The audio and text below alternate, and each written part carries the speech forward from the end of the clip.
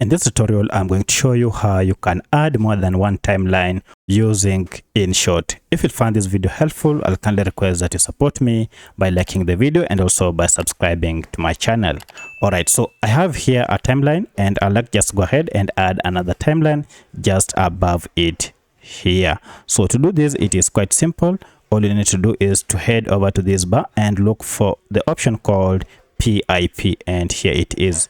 If you tap on it, it will go ahead and take you to your gallery. Choose the video that you want to add on the second timeline, and look at that, the second timeline has been added, and now you can make any adjustment that you so wish on the second timeline. If you still need to add another timeline and add another video, you can still do the same. So that's how you add a second timeline on your video on InShot.